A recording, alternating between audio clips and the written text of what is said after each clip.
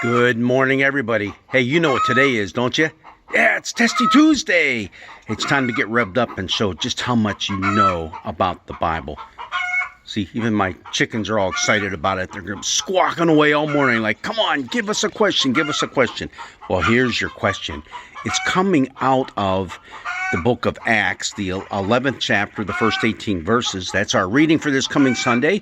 And Peter makes a journey to a certain Roman's house, and he ends up converting the whole household, and they all end up getting baptized. Yeah, kind of a cool thing. But there's some interesting things that happened before and after that speak a lot to our lives as brothers and sisters in Christ as well. This just isn't a story of someone coming to faith along with this whole family. It's about how we treat one another within this family of God. But I want to know, what was the name of that person that Peter went to see? He was a Roman citizen. What was his name? I have a couple of answers written down here, and I want you to tell me which one is correct. Was it Simon the Tanner? Was it Julius?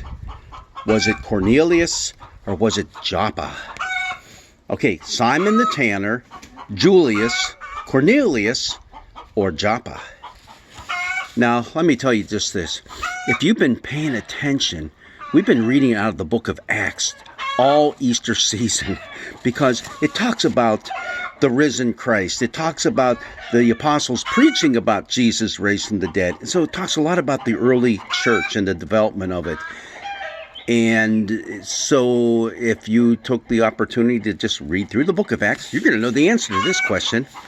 The answer is Cornelius. Cornelius, yes, he was a Roman centurion. And now here's what's interesting about the story. This is actually a repeat of what just was told in the previous chapter, chapter 10. Only what's happening now, it's all coming in the first person.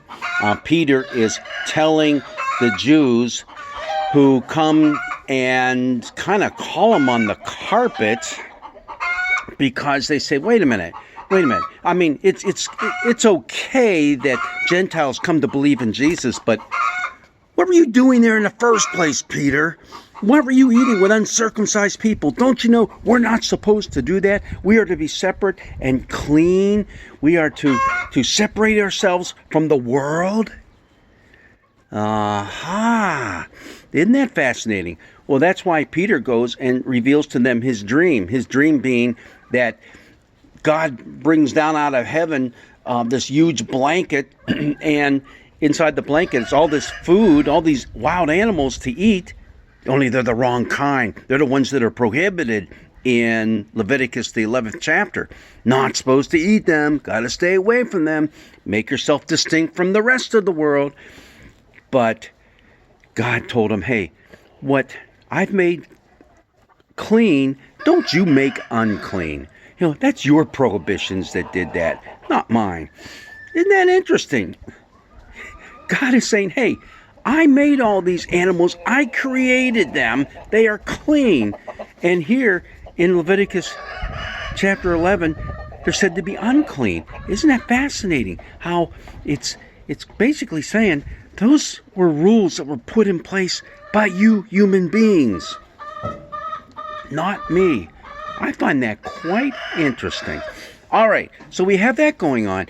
And, well, all right, so I guess the Jewish people who are, Jesus believers back in Jerusalem, they get it. All right, well, they're now also brothers and sisters in Christ. But do you notice, maybe it's because we haven't been there yet either in reading it, but there's actually some more to come about this whole incident.